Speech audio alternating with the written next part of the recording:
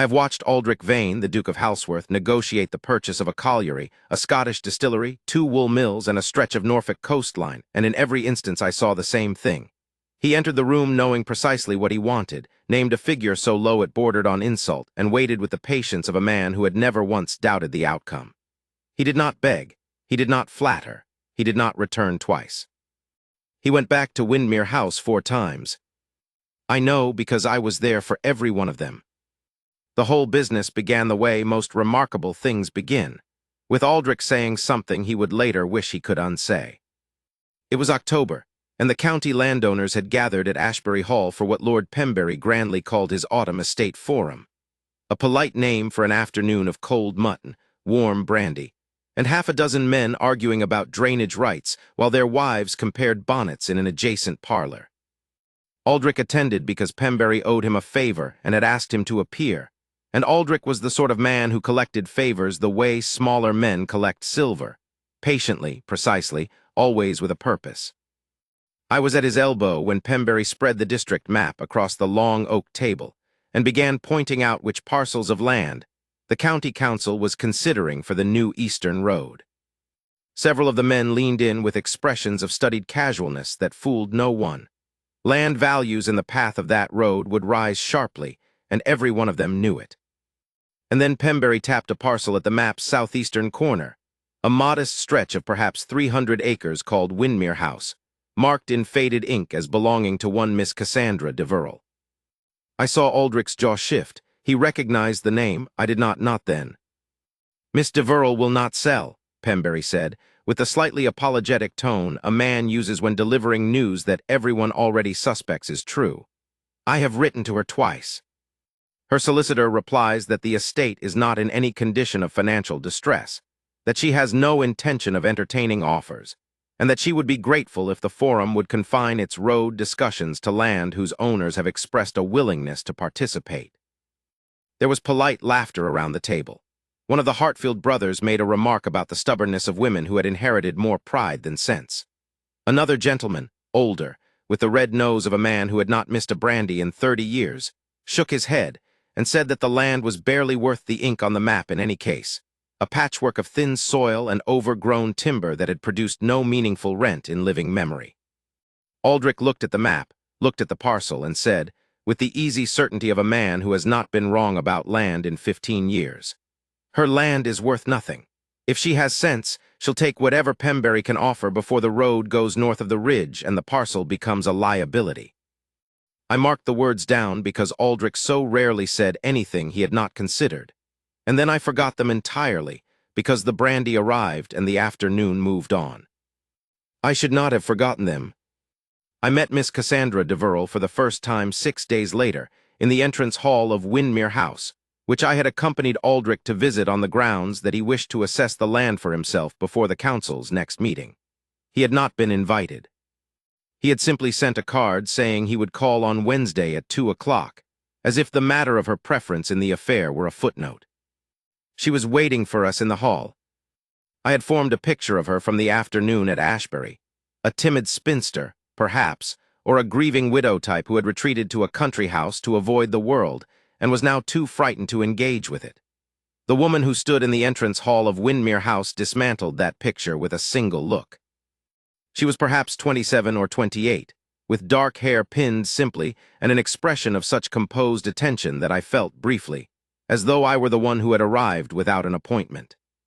Her gown was plain, good quality, but unadorned, and she had an ink stain at the cuff of her right sleeve that she had not troubled to conceal. There was nothing timid in her bearing. There was nothing frightened. There was only a woman who had heard our carriage on the drive and decided, in the time it took us to reach the door, exactly what she was going to say. "Your Grace," she said, looking at Aldrich with the steadiness of someone who is neither impressed nor hostile, "I do not believe you sent that card expecting me to write back and suggest a different date." "No," Aldrich said. "Then I will save us both some time." She gestured toward the side room, a modest sitting room with a good fire and 2 chairs, and a writing desk that held, I noticed, several ledger books and what appeared to be a detailed survey map. "My solicitor has already replied to Lord Pembury. Windmere is not for sale. I do not expect that a personal call from you will change that, but I am willing to hear your argument, because I was raised to be courteous, and because I assume you have one beyond the mere fact of your presence here." I glanced at Aldrich. He was looking at her the way he sometimes looks at a piece of land that surprises him, not dismissively, but with a sharpening attention, the way a man recalibrates a calculation he thought he had already completed. "I have several," he said, and followed her into the room. I was not invited in. I waited in the hall. They were in there for an hour and 20 minutes. I know because I counted. When they emerged, Aldrich's expression was precisely neutral, which in anyone else would mean nothing. But in Aldrich means the conversation has not gone the way he planned. Miss Deverell saw us both to the door with perfect composure, thanked us for the visit, and said she would give the matter every consideration it merited. In the carriage, I waited. "She has drawn up a land management plan," Aldrich said finally. "On her own, without a surveyor or a land agent. She has identified the drainage problem in the south field, proposed a thinning schedule for the timber that would double its yield inside 5 years, and calculated the rental income she expects from a restructured tenancy arrangement that she intends to begin in spring." I waited some more. "Her land," Aldrich said, "is not worth nothing." He did not say it as a confession. He said it the way he says things he has verified, flat, factual, settled. But I had been his closest friend for 17 years, and I knew that the evenness of his voice was costing him something. He did not go back immediately. That would have been un-Aldrich-like. He went back in November, on the pretext of a council meeting at which Miss Deverell had apparently submitted a written proposal regarding the road's southern routing. A proposal which, Aldrich mentioned with studied casualness, was rather more technically sound than the 2 alternatives the council's own surveyor had put forward. I accompanied him again.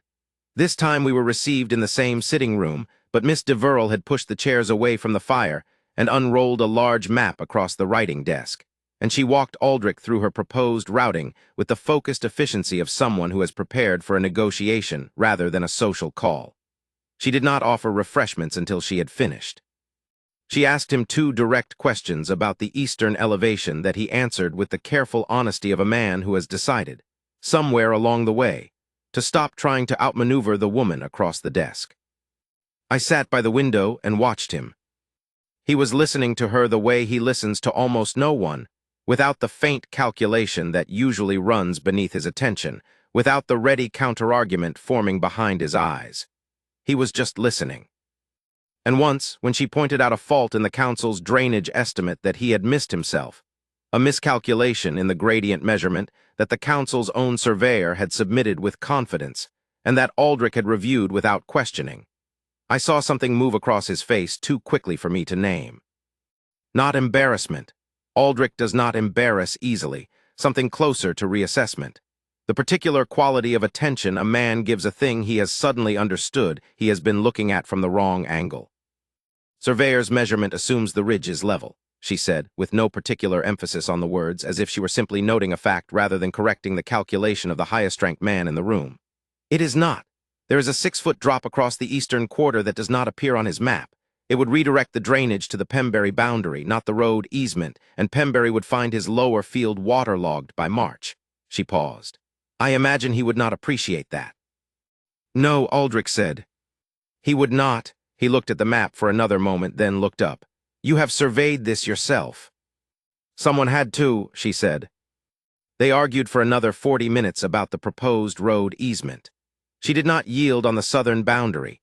She had figures for why, and she laid them out with the systematic patience of someone who has had to argue for her own conclusions before and has learned to make the argument impossible to ignore. He did not yield on the cost-sharing formula, but by the end of the meeting, he had twice revised his position in response to points she had demonstrated on the map, and both times he had done it without resistance, in the straightforward way he accepts correction from the very few people whose arithmetic he trusts. They arrived at something that was not quite an agreement and not quite an impasse, and when we left, Miss Deverell stood in the doorway with her hand resting on the frame and watched the carriage go the way a woman watches something she is not finished thinking about.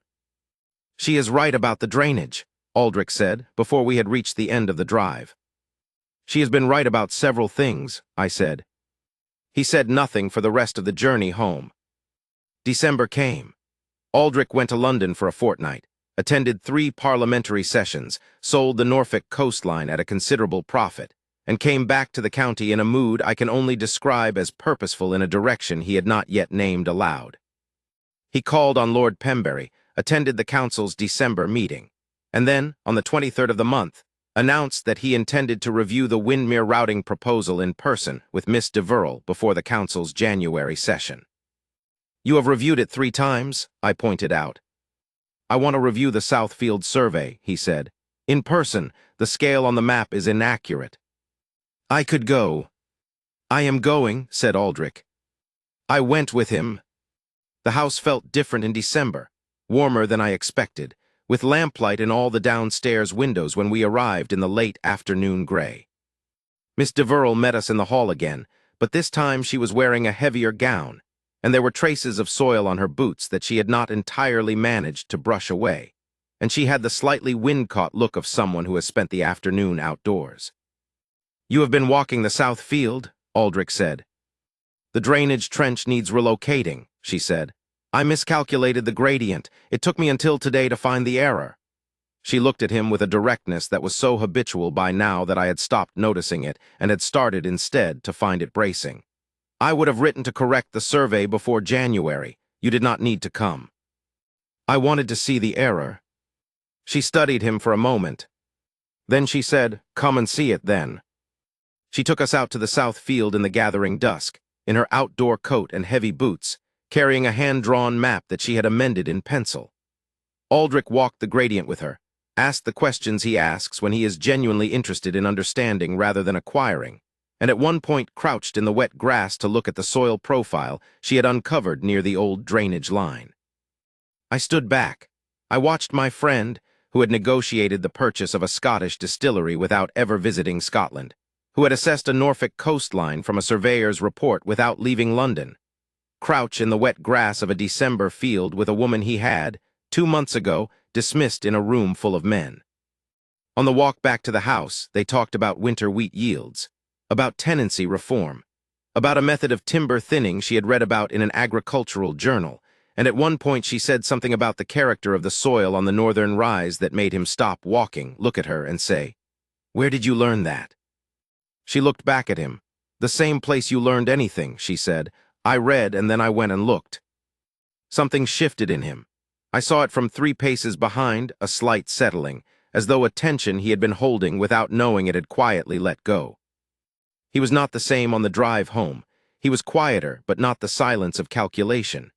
It was the silence of a man who is reorganizing himself around a new fact. "She is going to turn that land into something remarkable," he said.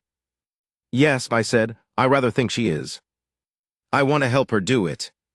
"I know," I said, because I had known it since the South Field and honestly since November, and if I am being entirely truthful, since the moment she had stood in the doorway of Windmere House and told him she was willing to hear his argument because she had been raised to be courteous. He went back in January. He did not go on council business. He sent a card in advance this time, and on it he had written in his own hand, not his secretary's, that he wished to discuss a proposal, and that the proposal had nothing to do with the road. I know what was on the card because he showed it to me, and asked me with an uncharacteristic uncertainty whether the wording was correct. I said, "Are you asking if the grammar is correct, or are you asking if the sentiment is correctly judged?" He said the latter. I said, "Go and see her, Aldrich." Miss de Verle received him alone. She had not, he told me later, looked surprised by the card. She had read it twice, set it down on her desk, and then gone on with the afternoon's work, which suggested to me that she was not unprepared, only careful, in the way that a woman who has managed an estate alone and turned away a duke twice is always careful. She had offered him tea when he arrived, which he said she had not done on any previous visit, and he had taken it as neither a welcome nor a concession, but simply as information. They were in the sitting room for 2 hours. I waited in the carriage this time because Aldrich had told me, with a firmness that left no room for interpretation, that he did not want company in the hall. I did not argue. I had been his closest friend for long enough to know which negotiations he needed to conduct alone. When he came out, I could not read his face from a distance. He walked across the gravel with his usual long stride, climbed into the carriage and sat down. He did not speak immediately, and I had the impression he was assembling his account of the afternoon with the same deliberate care he brings to everything. Then he said, "She has agreed to consider it." "Consider the proposal." "Yes." I absorbed this. "What exactly did you propose?" "A formal arrangement." He cleared his throat, which is as close as Aldrich gets to embarrassment. "A courtship, properly managed, with the full understanding that she retains complete authority over Windermere and its management. I told her the estate was hers, and I had no interest in acquiring it in any capacity."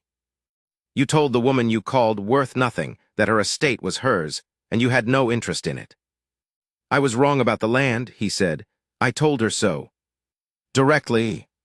And—" "She was quiet for a considerable time," he said. "Then she asked me whether I had been wrong about the land specifically, or whether I had been wrong in the October forum in saying what I said in a room full of men when she was not present to correct me." He paused. "I said both." She appeared to find this answer acceptable. "She did not simply accept the courtship." "No, she said she preferred to be precise about the nature of agreements before entering into them, and asked me what I expected." He looked out the window for a moment.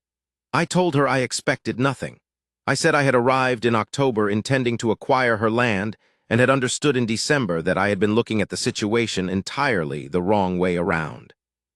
I said I had no interest in acquiring anything. I said I was interested in her. And she said she was aware of that." The faintest edge of something, not quite a smile, not quite a wince, moved across his face. "She said she had expected me to take longer to arrive at the acknowledgement." I thought about Miss Deverell standing in the doorway the first time, watching us go, with that look of a woman who was not finished thinking. "She has been waiting for you to catch up," I said. "Apparently," Aldrich said, "since October. He went back in February." I know only what he told me afterward, which was that they had walked the northern rise together in the pale winter sun, and she had shown him the soil profile she intended to test for the spring planting, and the conversation had covered 2 varieties of spring wheat, the merits of a new thinning schedule she had adapted from an agricultural journal, and the question of whether the eastern timber could sustain a higher yield without compromising the wind break along the boundary. And then, he said, she had stopped walking near the crest of the rise, where the land opens out, and you can see the whole estate below, the south field and the drainage trench and the orderly rows of the winter planting. And she had said that she thought the view from there was the best on the property, and that she had been meaning to take the time to simply stand in it for a while but had not yet found the time, because there was always something that wanted attending to. He had said, "There is always time for this." And she had looked at him, in the way she looks at things she is deciding whether to trust, with the wind catching loose strands of her dark hair, and he had asked her a question that had nothing to do with soil or timber or spring wheat, and she had gone on looking at him for a long, quiet moment. The kind of moment he told me he thought might last forever, and that he was not, he said, in any particular hurry to resolve, and then she had said yes. He did not describe the specifics beyond that. Aldrich has never been a man who describes the specifics. But I know him well enough to know what the quality of his silence means. And on the drive home that February afternoon, it meant that something had settled in him that had been unsettled since October, and that whatever reorganization had begun in a December field in the wet grass had reached its conclusion on a winter rise with a view of the whole of Windermere spread below them. He came to me that evening and said, "I intend to marry her. Not I hope to, not if she'll have me." He said it the way he says things he has verified, flat, factual, settled, as if the negotiation had concluded in the most orderly possible fashion. "You are aware," I said, "that several members of the county council heard you call her land worth nothing." "Yes," he said. "I will address that." I should have let it go. I pressed on. "And you are aware that Pembury's wife has told every drawing room in the county that Miss Deverell is an eccentric who keeps her own accounts and refuses to be managed." "She does keep her own accounts," Aldrich said. "Her accounts are immaculate." "Aldrich." "I will address it," he said, with a tone that I had learned over 17 years meant the subject was closed. He addressed it at Pembury's spring dinner. Pembury held it every March, a gathering of the county's significant families, a dozen couples and half a dozen young women who would spend the evening being steered toward eligible men by mothers of varying subtlety. Aldrich had not brought a guest to one of these events in 6 years. He arrived that evening with Miss Cassandra Deverell on his arm. I watched them come in. She was wearing a gown that was better than plain and less than ornate, deep green, well cut, with none of the elaborate confection that other women in the room wore to signal their family's resources. She did not look like a woman who had been done a favor. She looked like a woman who had considered the evening and decided to attend on her own terms. She looked, in short, exactly like herself. The room noticed. Rooms always notice Aldrich, his height, his bearing, the particular way he holds himself that suggests he has never once been uncertain about his right to be wherever he is standing. What I watched that evening was the room recalibrating, not him but her. Who was this woman? Why was she on his arm?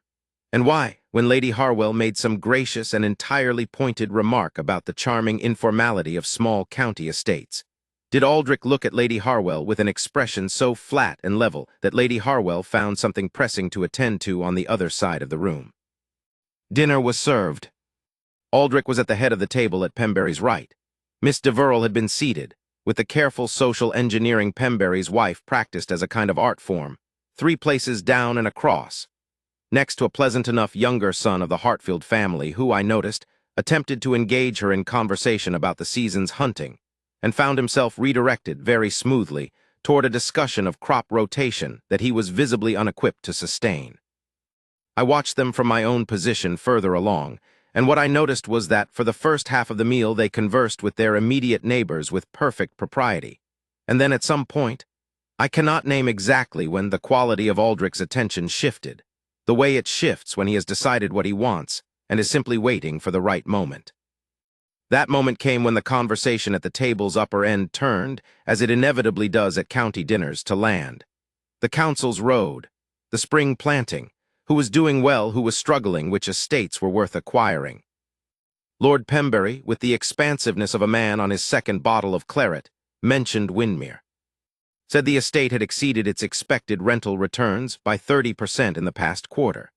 Said the soil work that had been done on the northern rise was already showing results. Said, with honest surprise, that the little parcel at the corner of the district map had turned out to be rather more interesting than anyone had anticipated. Aldrich set down his glass. He waited a beat, the particular pause he uses when he wants a room to be quiet without him having to say so.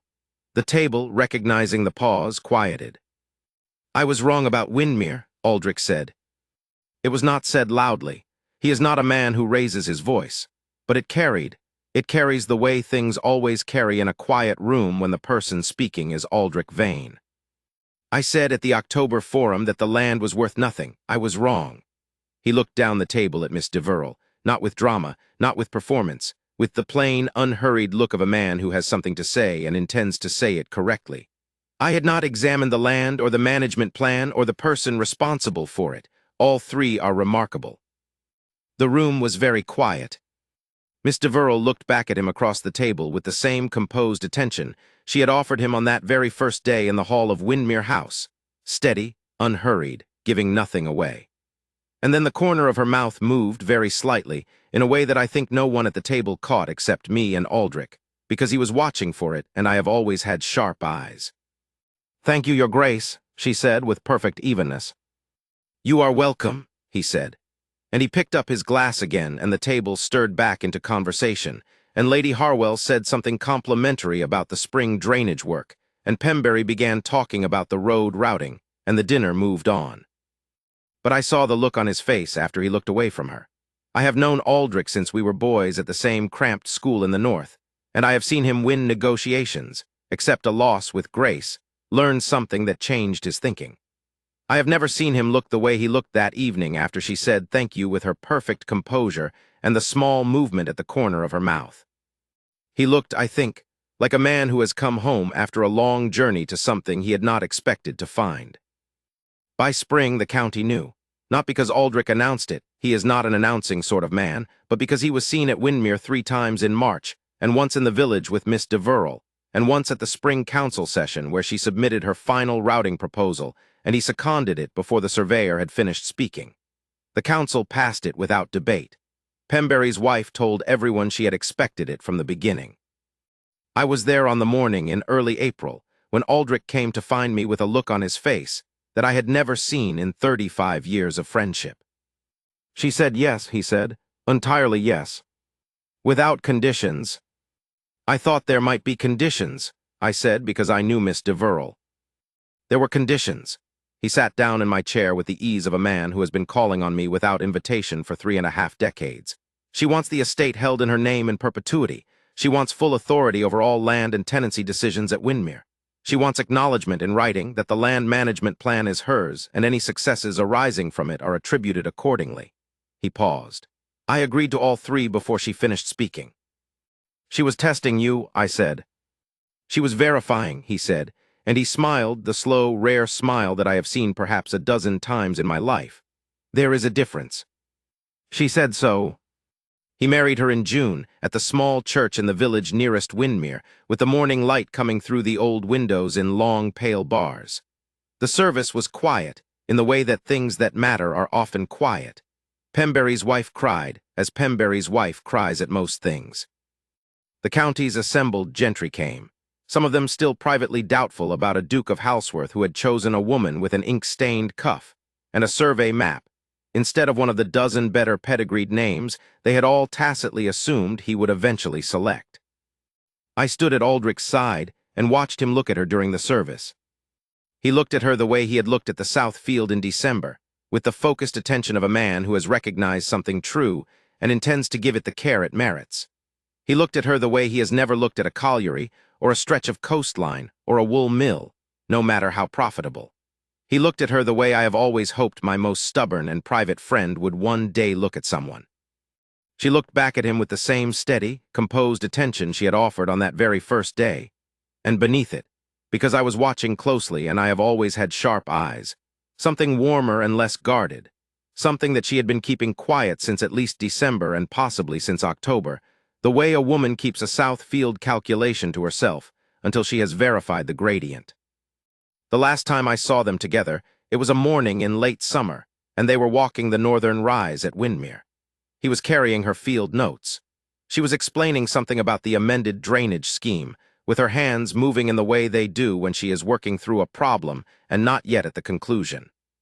He was listening with his full attention, the way he had listened to her in November and December and all the months since. At one point she stopped walking, turned to him with a question, and he answered it. And then she nodded, once precisely in the way she acknowledges a correct point, and went on.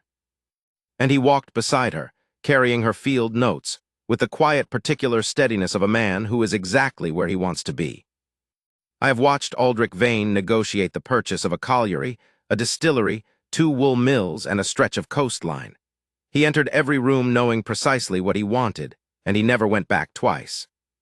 He was wrong once. He went back 4 times, and when the negotiation concluded, he had not acquired the land at all. He had found something worth considerably more.